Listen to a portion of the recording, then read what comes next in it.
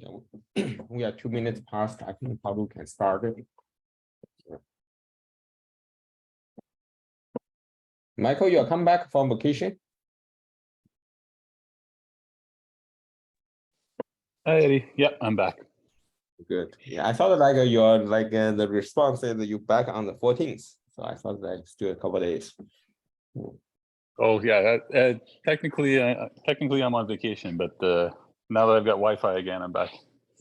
That's good. Yeah. Okay. I sent out the email for today's agenda. The first part I will continue for the last time we have 3 action items to see how we want to handle it for 16K routes, the BGP loading time. So that's one part. So I want the function to continue on that. Then I thinking like we probably can later on convert this discussion to the HLD discussion. Then the second part, that's why I wanted like get some Cisco friends help here is like say I was thinking that probably to fully leverage the NetHop group which Kantara doing. So I was thinking that we probably want to bring in the BGP picks. That's why Michael, I want to see that if you can give us some introduction for the BGP picks next week, like say to talk about this the draft. I don't know if you'll be okay with that or. Sure. Yeah. There's already a draft available, or we're starting a draft right now? No, the BGP draft and the PIX draft already been there. The Ahmed did that's Ahmed, the Clarence and Padosh did. I think the first version was on 2015, right? So okay. Talking about IETF draft, not the document draft first. Right? Yeah, IETF draft. I want to like I say. It's an open working group. I'm beating up them to finish it up for 5 years. And Jeff, then you want to talk about it also? That's funny. I think Jeff just needs to work on his beating ability then. It's been 5 years. 5 years, you still haven't get it done. I mean, Clarence, right? Anyway. No, so the document is like reasonably well written and could be used as high-level guidance for implementation. If needed. Actually, that's an interesting one. I need you two or like maybe Donna also. I think a lot of people in this group are familiar with that draft, but the question is that like this is not really the IETF draft, right? This should be the more implementation-based draft. It is a Cisco implementation, so actually, I built in Ericsson something completely different. Use very different approach, different technology altogether.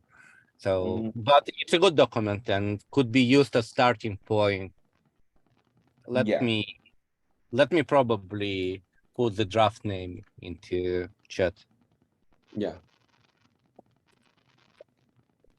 I would say like it will be good, like beneficial for everyone, like to get familiar with that draft. I think this is good because, and I worked on that one on the GSR time a long time back. It's back in 2006 or 7 at that time. That's the first time when the BG picks get implemented. But looks like we probably need to do it again on the FR again. Yeah.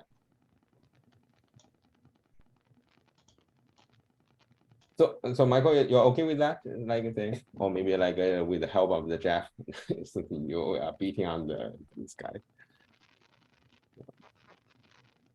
Yeah, sure. Yeah, I can sync up about the draft, and yeah, that would be helpful to hear from Jeff as well. Yeah. I was trying to get Ahmed, but somehow he didn't respond to my email. Yeah, he's back. He was out from Cisco on the 2018, like then come back again.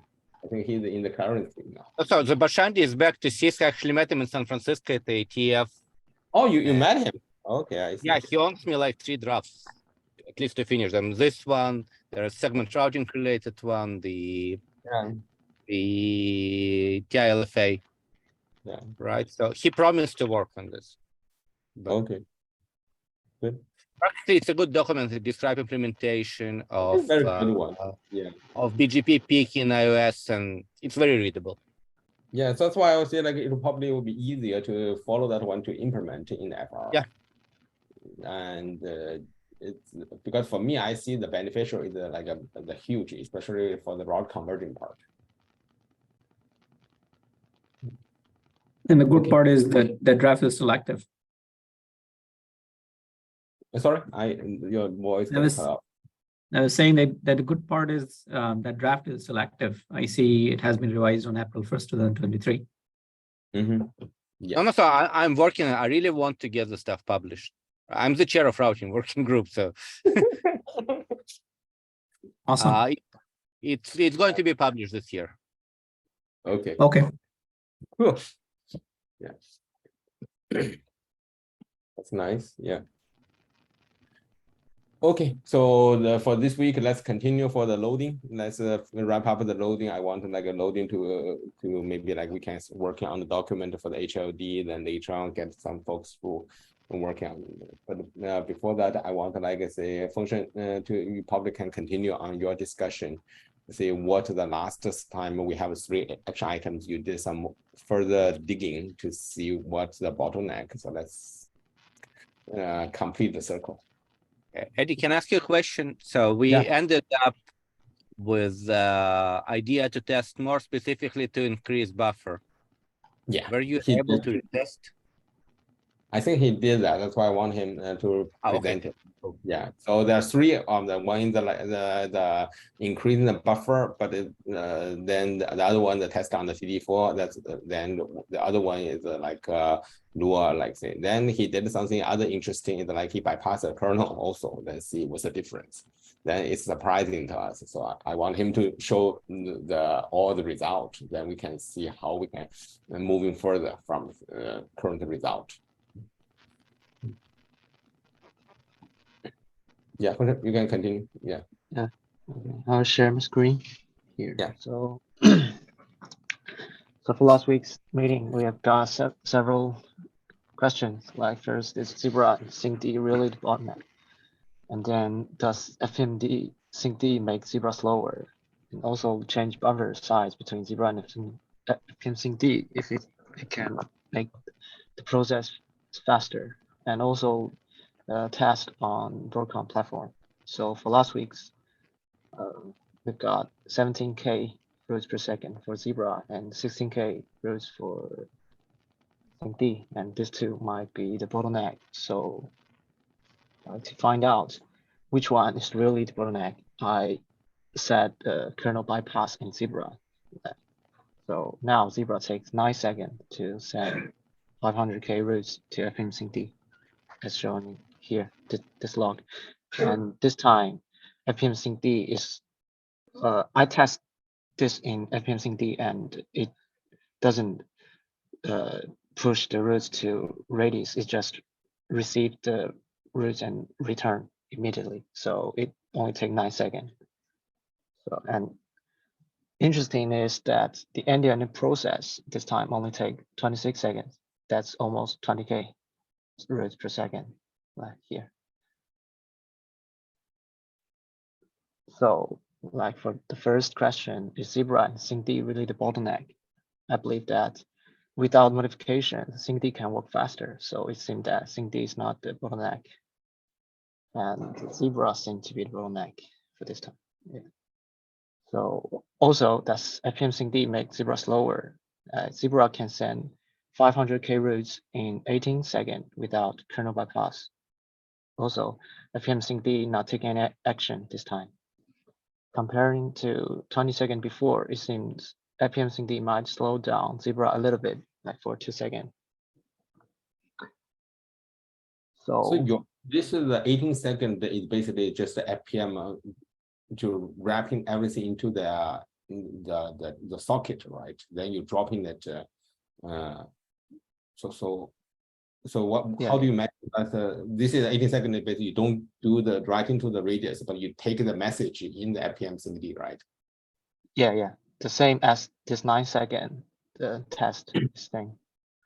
So the So, 9 seconds like- basically just a Zebra and skip the the kernel programming. Yeah, So without the kernel programming, we push in the 900K to the IPM sync D in 9 seconds. yeah, right. But with then in the 15th, 18 second, how do you measuring it? It's the same as this kernel bypass before, just Zebra, not Okay. not bypassing the Okay, kernel. got It gotcha. takes 18 Okay. seconds. Gotcha. Okay, I see. In both cases, you basically send the message through the socket. So basically, like I say, this extra 9 seconds it come from the kernel programming. Yeah. Okay, that's interesting. So the Zebra to FPM channel, is it the legacy FPM channel or it is using the D plane FPM? I believe it. Sorry, I don't quite get it. So Zebra has two ways of sending messages to FPM SyncD, right? One is Yeah. the legacy, the old method of sending the FPM messages, right? The new method is using the D plane FPM. I'm just wondering which one of these are you using in this? It's not in the deep plane. I will show later the. Okay, like it graph. is not in the D plane, you're saying. Yeah. It's a legacy part. Yeah. It's a legacy way. Okay. But So, then, like, like I say, ideally the kernel should be in separate of thread. So that's why I really don't understand why there's a 9 second difference here. Because once we put in the kernel, do we like say eventually that the kernel programming done, then we were dragging something. So I don't know if Hassan, you have any idea, or like Dana?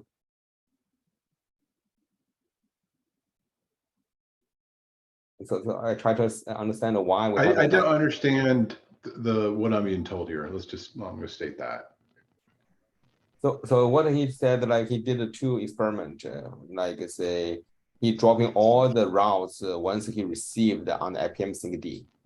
So then he tried to so basically the message will be basically just drop, so we can removing all the radius, those crabs away.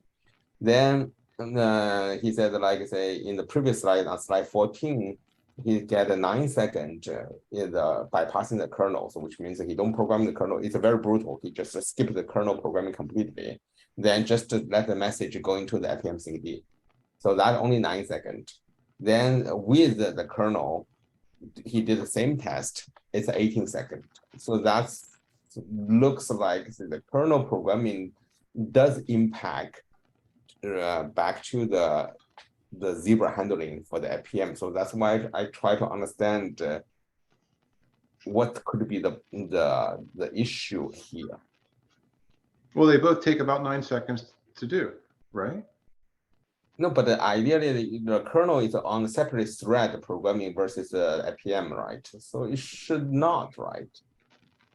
No, that's not how the FPM sync D works. And that's not how the FPM works using the old, the non-data plane module. The way it works is we receive a route, we send it to the data plane to install the route. It comes back. And once we get the ACK back from the kernel, it goes on the list to send to the FPM sync D. Okay, I see. So you wait for the ACK to come back from the kernel. Yep. Gotcha. So the programming, the kernel is in sync, basically. Okay, I see. Then that explains. Yeah. Good. But I don't think it's what's happening on this device. Like I will show the Okay, sure. You don't think what's happening later. Like I think these two processes separate. Like here in the D plane, it's set to kernel, and here it's sent to IPM sync D in here, and it's separate these two processes. Yeah, they're two different processes. Yes, exactly. Yeah. But that's not. This is. But I said is exactly what's happening. I don't think that not sending to kernel will influence this part to send to FPM? The only So in the, I don't know what to tell you other than the way the process works is that we don't put the item on the queue to send to the FPM in the old methodology until we get the ACK back that the route was installed. So for the, what the Donna said, like he wait for the route come back, the add message, then he will program in the other the FPM. Yeah. So they have Let me look. so even like I say, we have two threads. The on the top level they have dependencies, so they won't push both simultaneously. They wait for the kernel come back, then they push the FPM. If that's the case, Yeah, but they're two threads, right? They're two P threads, right? So I can at the same time be sending data to the data plane. At the same time, the master P thread could be processing and sending, you know, so the master P thread in this case is doing multiple things. It's processing routes and sending data to the FPM. So I don't know what to say beyond that, but let me just double check the code here.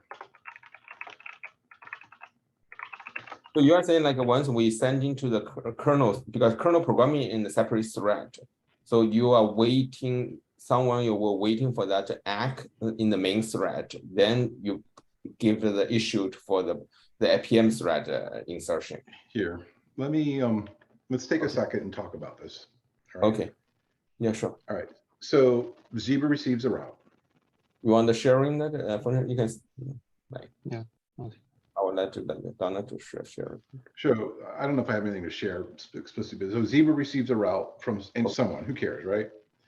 And it processes it, and then it takes it and sticks it on to, it creates a context, which is effectively copying all the data about the route into a separate data structure, and it's called a context, and it sticks it on a queue, and then it signals the D-plane P thread saying, hey, you've got routes to install, you got something to do now. Okay. At that point in time, the D-plane P thread wakes up and grabs a chunk of data of context off of that queue, and then hands it to the kernel for processing. And then when the kernel says they're installed, we turn around and take those contexts that we had and we mark them as successful, and we put them on a queue back to the main P thread, and then we signal the main P thread to wake up and do its work. Now, if we're using the D-plane FPM netlink, the new way of doing FPM, the behavior is we pull the context of a block of context off the queue, we hand them to the kernel, and then once the kernel says it's all done, then we hand it to the FPM module, to the part of the FPM to send those, and then we hand it back up. Then we queue it back up. But since what we're discussing here isn't that, that's not what happens. And then the context is placed, the main P thread wakes up and it goes through each context and goes, oh, I have this route, let me mark it as installed, and it's no longer queued, and, you know, doing all the things, the housekeeping it needs to do.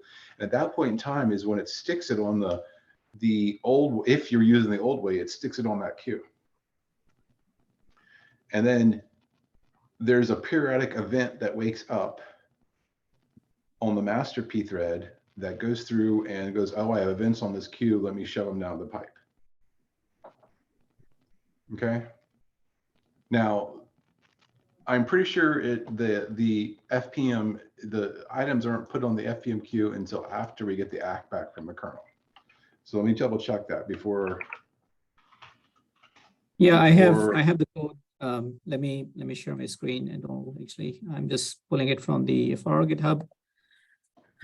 I see it a little different than what you had described. So this is the rib install kernel. And if I look at here, before it calls the hook hook call rib update, which goes to the FPM, it is already installing the route in the kernel. So if you go down a little bit here. Go to like 678 is the top of the screen, so I can go. It's not actually installing the Zebra NHGU install kernel creates a context to pass to the kernel.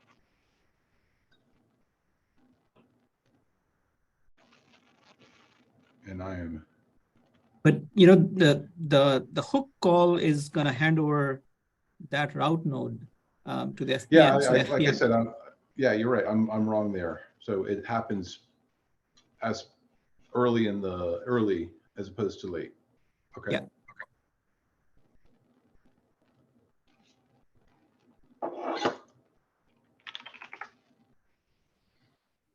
If that's the case, then why we still have the 9-second differences roughly, right? So because skip the kernel, and I know skip kernel is a little brutal in this case.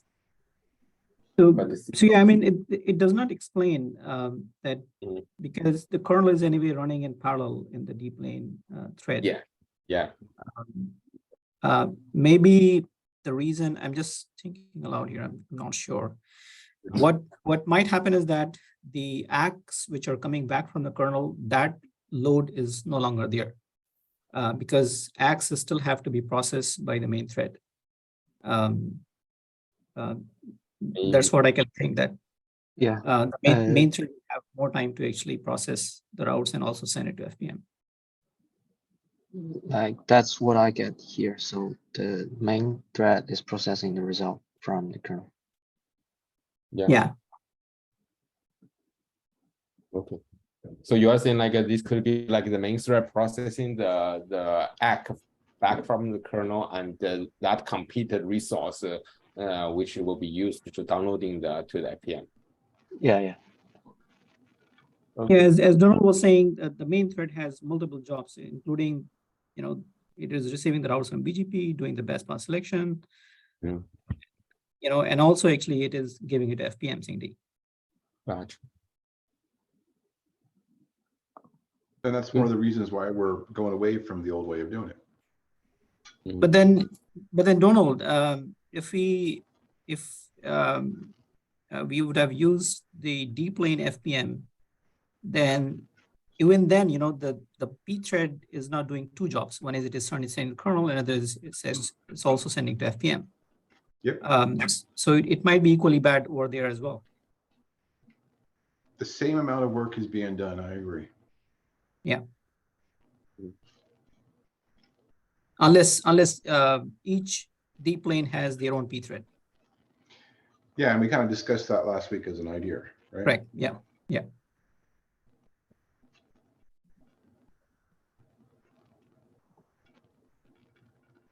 So I might continue here. Yeah. Right. So after this, I test to find out what's really happening in Zebra. So like this is for the 500K routes, and it takes 18 seconds. So you can see that it sent only for 100K in the first 9 seconds, but quickly send 400K after that. And this is for 2 million routes. It's the same thing here. You can see the slow start, and this might be the bottleneck. Well, it can be very fast. And also, when bypass kernel, it becomes more obvious. You can see it's obvious that there are two stages of Zebra. So to find out what's happening, I capture the CPU. Just one more question here. So which FR version is it right now with you? I believe it's an old version, like 8.1 or something. 8.2, It's I not believe. the latest. It's not the latest one. Okay. So yeah, like I'm not So first, seeing this. maybe- I'm not seeing the screen. Can you stop sharing and then share it again? I'm not getting anything. okay.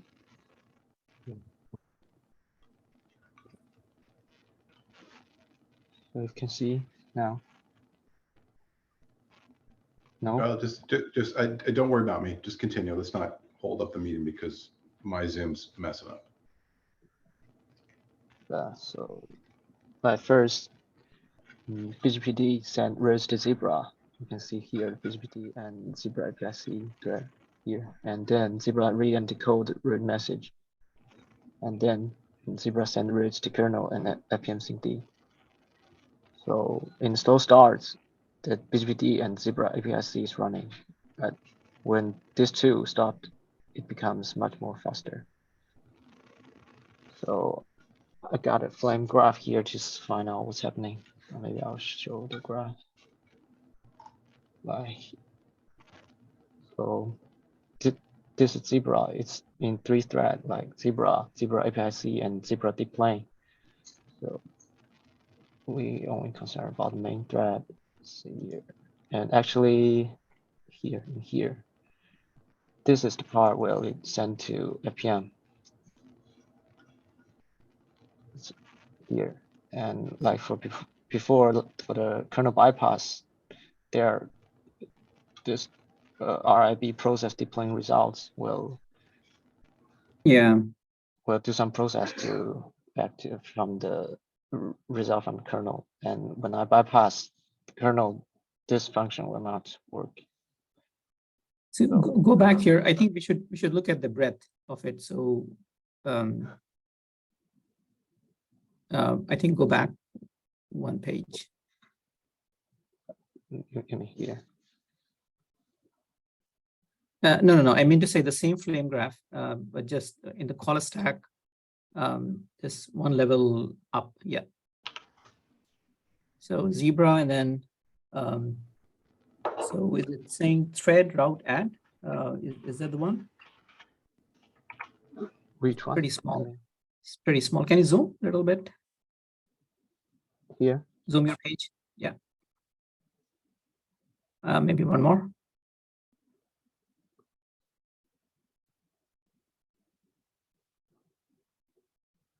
So it says, maybe you can read yourself because it might be easier for you. I mean, this Zebra FPM, the FPM write CB or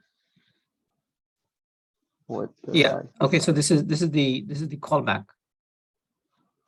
Yeah, I think this is what it is writing into the socket, right? Yeah. And what is on the leftmost, the red, the solid red? What is it showing? Yeah. This is the RIP process. The RIP process from kernel, right? Yeah. Okay. Yeah, so it is just doing two major activities. One is sending it to FPM, and other processing the results from the kernel. Yeah. So actually, like the slow start here, the API route decode might take most of the time. You can see here, and actually, this function only process like the real processes here, like the string, get, decode, next hope, and other things. So I don't know what actually is going on here, the NSS group lookup, since I can't find the function call in my code for this part. But it's actually slowed down the whole process. That's quite confusing.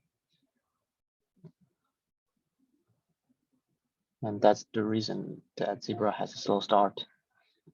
So after BGPD and send to the roads to Zebra, like this function is stopped, and then it become much more faster. So yeah, back to the slide.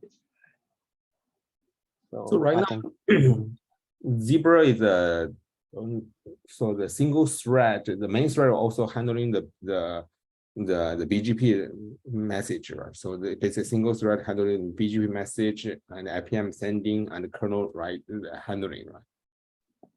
Yeah. Okay. So here I showed this the API root decode. I don't know if it's normal or it's only happen on my device. I'm not sure about that. So, and this shows like the ZIPM right CP callback. And the reprocess deploying results is the reason why it's speed up after bypass the kernel.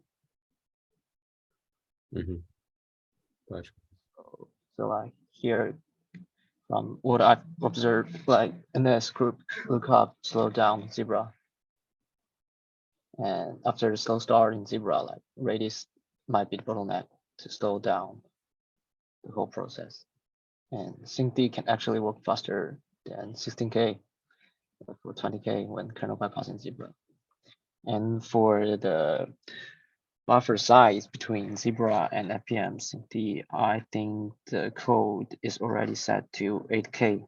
And when I set it to like larger, like 10K or 20K, there's nothing, it can't improve since the problem is not there. It's in this process, like the NS group lookup.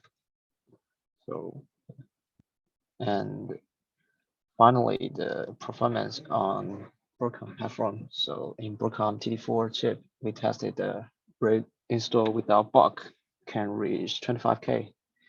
But after using Psi, the performance weakened to 3K per second. And that's because Psi maintained a software routing tree for offline routing iteration underlying XHOLB. This tree have a bad performance for insertion action. So after remove this action, performance seems well here. So this is before and this is after. And that's all I have to share today. So. I was quickly trying to find out that routine that you showed Zebra route decode. I can't see that. The one I see is the Z API route decode, which is actually decoding the messages from BGP or the northbound clients. Oh, this is the Z API route decode. Okay, sorry about that. Okay. Yeah, the API route decode. Sure. Okay, so this is the one which is actually processing routes from the BGP. Yeah. Okay, sorry about that.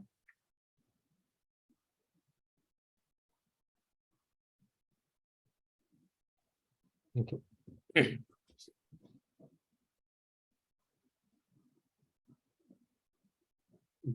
Good, thanks, Feng. So I want, like I say, start with this as a starting point. I was probably like I see how we can secure, because right now, at least we see the benefit for the approach. So I want to see, we'll at least in our side, we see that from 10K to 16K, and it looks like we can even go further if we. So I want to see like how we can convert all these ideas eventually to the HLD and put people to work on it. Then we eventually can merge all this enhancement into the SONiC like the master. So I'm seeking any opinions on that. So which part we want to take or which part, yeah. Yeah, I have one more comment, Eddie, actually here, that the number that you're able to achieve is not only because of the optimization in Orc agent that you did, but also maybe because you disabled the synchronous I. So even if these optimizations in Orc agent are present, yeah, but the synchronous I is enabled, you may not be able to get all the advantage of these changes. Agree. Yeah, that's what it's basically. I would say probably we should treat this HLD more like the end-to-end. We are looking end-to-end, not only for the Orc agent. As you said, if we only do an Orc agent, probably the benefit won't show up. Correct. So that's I think like for this HLD definitely will be the end-to-end. Like I said, we probably can say start from the IPM SYNCD. So start from the Zebra, how we write sending to the IPM SYNCD, and until, like I say, how the single D programming to the hardware. So all these pieces need to be checked. Yeah, Correct. Whatever the awk agent is just one pieces. So Function, can you sharing the slide again? Like say I think 13, right? But basically say where he lists down all the modules. Yeah, this one. So I like this one. So basically, you see that here we have like a roughly like say handshake zebra to the FPM sync D, then FPM sync to the awk agent, and the sync D is awk agent to sync D. So we have a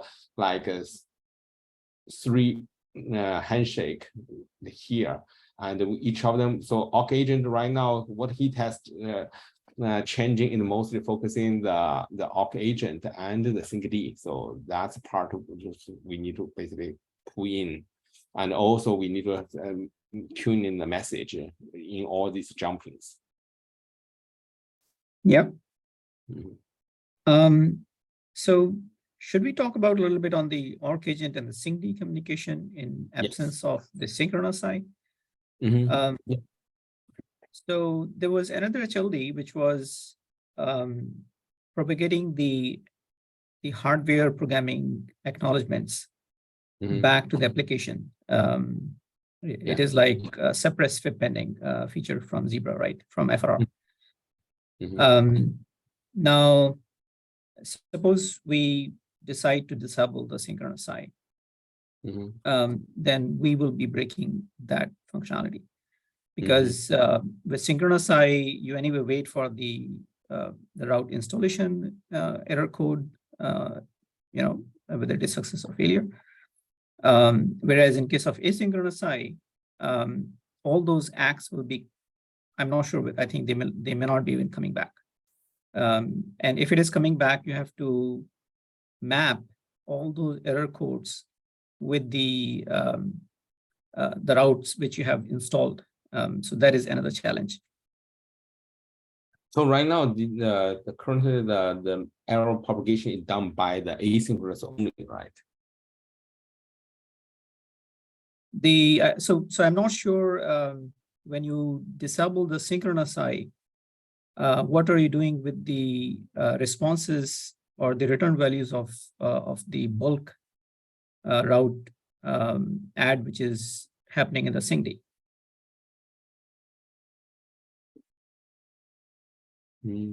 Today, Shanshan, you guys want to comment on that? I think the awk agent didn't handle the error code. It just bypass error code. It cannot handle that. Right. So I think we need to plug that back in if we are enabling the asynchronous mode, and then that will also be another set of work to actually map the bulk response with the route update that has been sent by awk agent.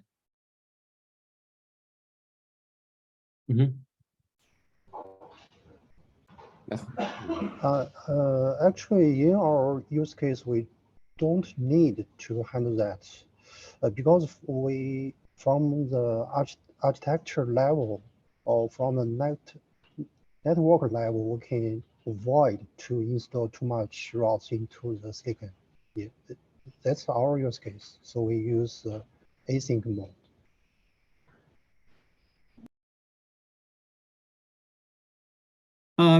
Yes, I agree. But what I'm referring to is the work that has already been done in the SONiC community about the suppress FIP pending integration. Yes, understand. Yeah. But I think like this one could be like I say depend on it's what basically consider may not be the default behavior, so it will be considered as an option. So if someone say, hey, I want to speed up, but I don't care, like I say the callback, then there's a knob to allow them to configure the awk agent and syncd to behave like that. So we probably can provide this as a knob to do that. We basically, that's why then we can face in with a different approach.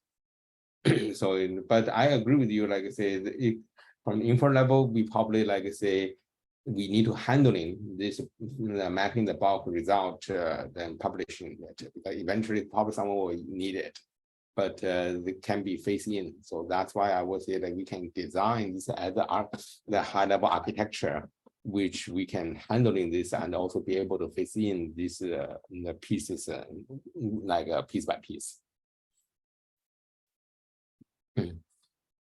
Yeah, and I mean, disabling the synchronous size anyway, I think you just have to remove the -s option from ArcAgent. Yeah. Right now we have, like I say, using the config, like to decide, like say, should we using the -s or not using -s. So this is the then who bring up the system, they can based on the config then decide how they want to do it. So all this we could say speed, this high performance speed, let's say initially people may worry about, say, oh, that could be breaking something. Then we probably say, hey, let's just do it as the option. So you could turn on through the config. So then that's then, but we later on can, if everybody feel comfortable, agree on it, or like I say, so for some small case, they really don't care, because whoever care maybe need at least 100K round.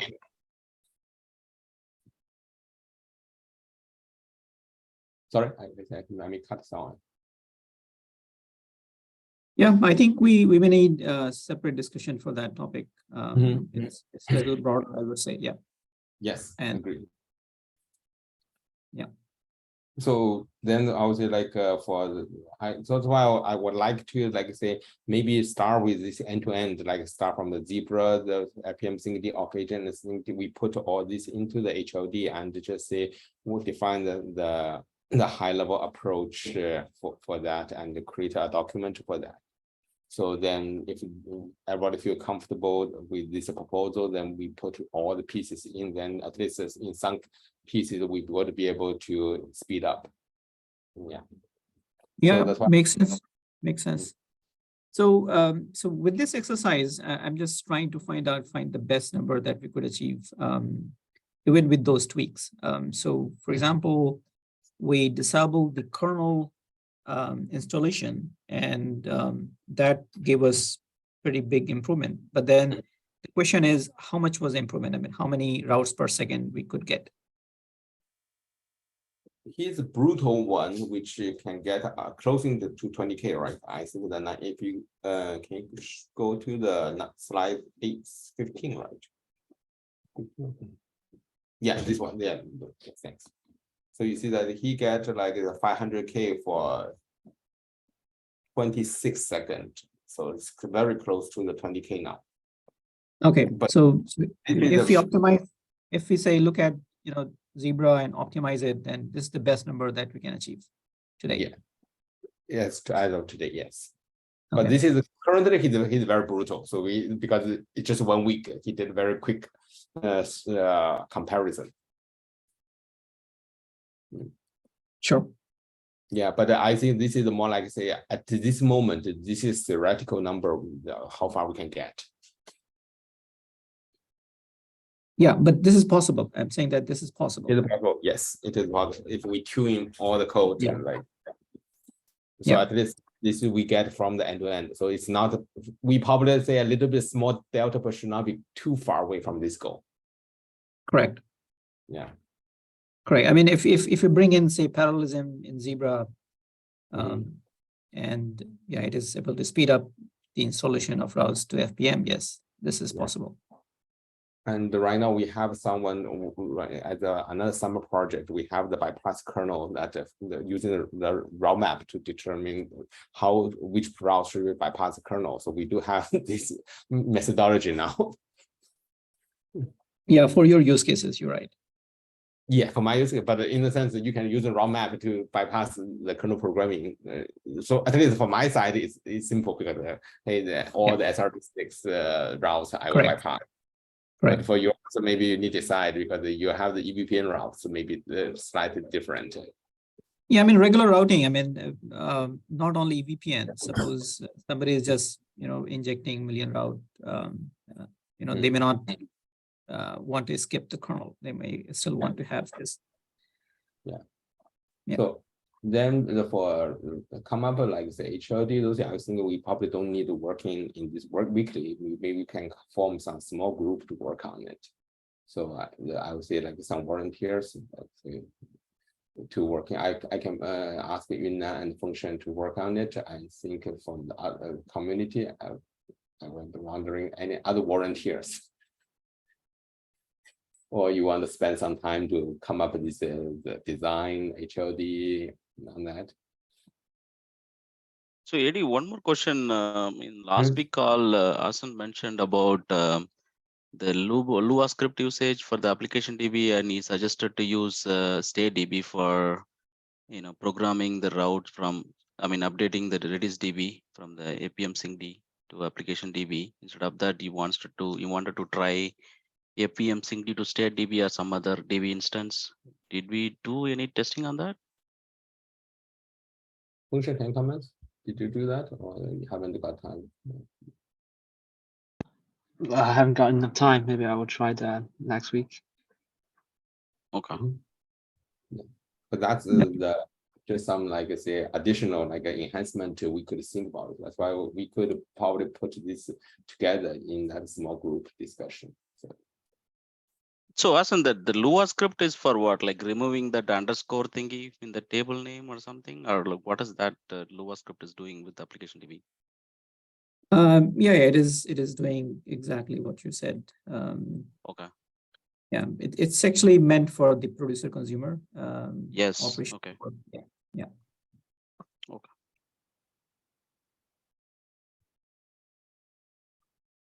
Yeah.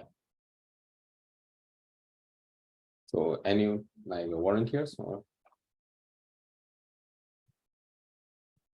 Yeah, I can help for the HLD, Eddie. I just wanted to, have the work items for the. I know we have like various data in this PPT. We just wanted to see, what's the, work items actually. So what are all the work items coming out of these, testings we have done so far?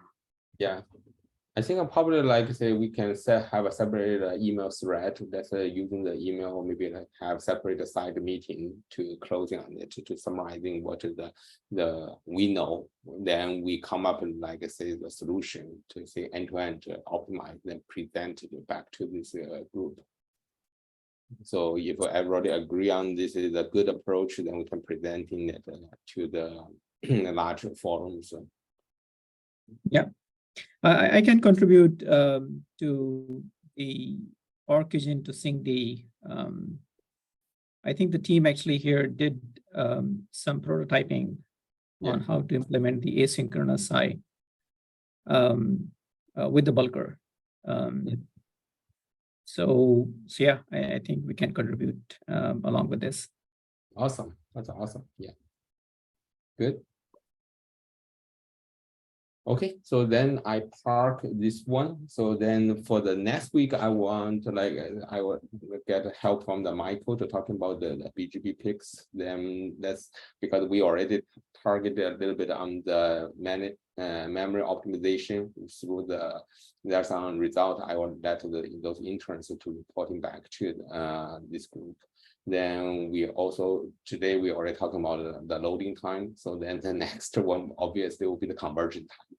So for the conversion time, I see the Kantara started the first step. Then we probably like Michael to talk about the BGP picks. Then we see how we can convert implement the BGP picks. Then get these pieces in. Then FR will have the much better convergence compared to today. But this is probably we start social on this one, then eventually we need to present it to the FR community. Because most code chain will be in FR. But the moment we go in that direction, the APM sync D, that channel will have more folding object will coming down. So that will be another big change will become. So that I would say let's start from next week to start brainstorm, like say what is the BGP picks. And although I know that a lot of people are already familiar with BGP picks, but I just for the benefit for other folks. So let's just do one more round. Then let's discuss say how we can implement it and what kind of the folding structure will look like. Good. Anything else we want to discuss?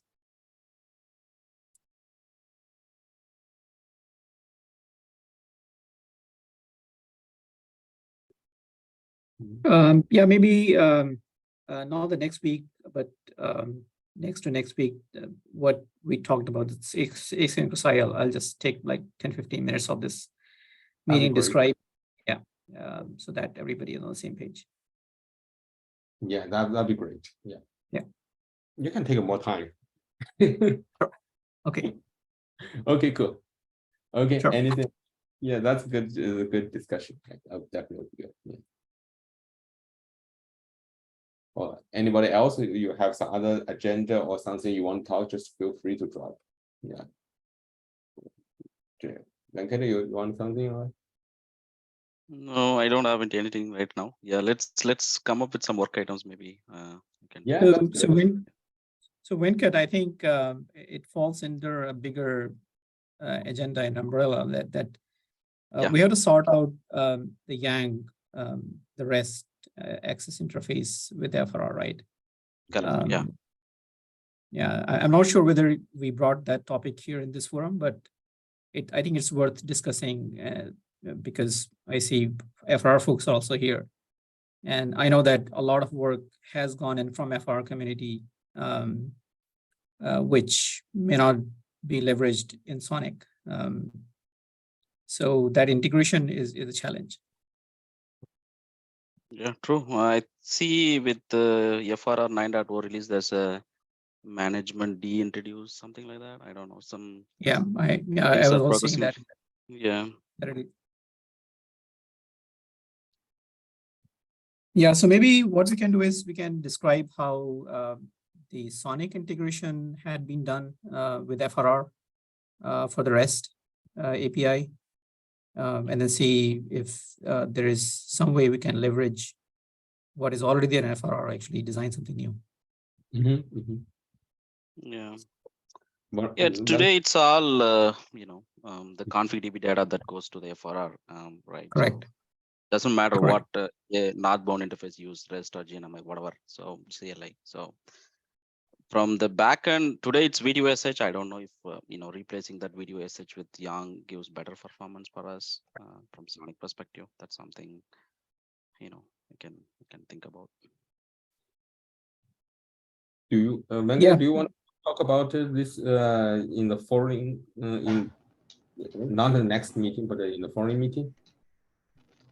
No, I'm just speculating, not really having any solid data. Well, so Yang isn't just about performance. I wouldn't be concerned with performance. It's the goal is to allow you to have your representation of what you want your config to be and have it all programmatically converted to FRR's internal. That's the goal, right? Yeah, agreed. So, yeah, and that's more important than the speed. I mean, speed's great too, but yeah. The fact that I can just hand a config file in whatever format I want to the Yang model, and it just things just work. That's the real long-term goal. Right. Yeah. I don't know if it's the Yang-based configuration versus VTY configuration, right? So CLI configuration. Do we have any performance data? I don't know. So I heard that at least in 8.0, Yang was introduced and then it slowed down things and it had been cut off later. That's yeah. Yeah, but then there's another challenge that the Yangs that FRR is implementing are not actually open config Yangs. Those are like proprietary FRR Yangs. IETF Yangs. So IETF. Yeah. Well, again, there's there's open config Yang, there's IETF Yang, and the reality is, if we conform to IETF, we would lose functionality. Okay. Yeah, and that's so, why I think so the decision was made to try to model the Yang to something that we could use. Donald, what is missing in ATF model? Well, a great off the top of my head is BGP interface-based peers. That's Can we have right off the top. Yeah, I Let's think see. that was the case with open config as well, done also. We had to do the extension onto it. So Yeah, so that's exactly my and- point. yeah. And another one is the ability, the internal external keywords for BGP for your neighbor. That kind of, I mean, it's that kind of thing where it becomes, you lose a lot of functionality. So what you describe is easily fixable, and you know the model is going through working group last call, and there's still time to add the stuff if you don't want to add it later. Let's just do it. Jeff Haas is doing really good work on this one. I can facilitate the meeting if you're interested.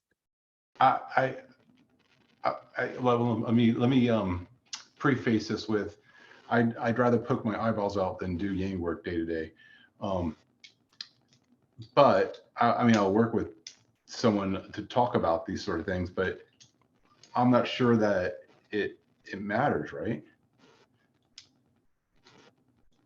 No, if you're saying it's a critical functionality, then potentially it could be included in base model or an extension. Okay. Yeah, Jeff, another point here that SONiC, whatever Yang contributions have been, are not primarily the IETF Yangs, right? I mean, we try to SONiC integrate. It's no one's ATF, right? It's copying. I mean, people who writing Yang for SONiC, for most part, didn't hear what IETF is, or open configuration. So that's a bit of a problem, kind of outside of this discussion, but I think this trend has left a long time ago. Yeah.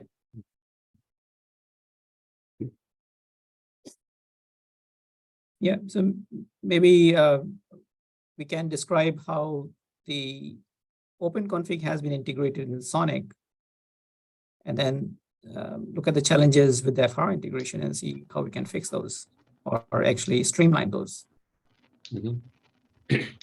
So what do you say, Venkat? I mean, that's what I covered in the, last I mean, I don't know, a few weeks ago when you were. Okay, maybe I was not there. Sorry about that. Yeah, sure. yeah. Sure. Okay. then Hassan, do you want to say go a little bit deep? I know last time Venkat already introduced say the Yang difference because the configuration model.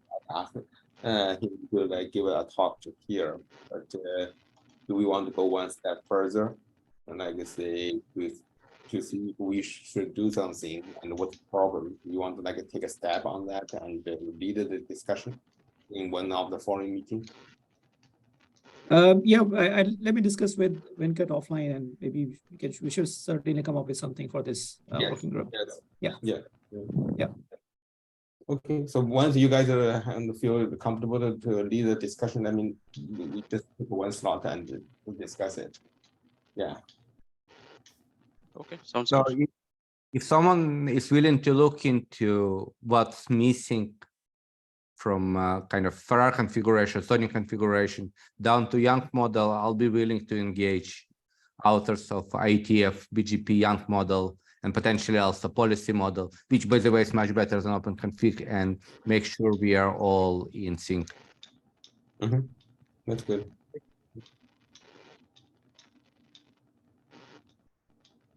Okay, that's good. Yeah, anything else? We are about a minute over.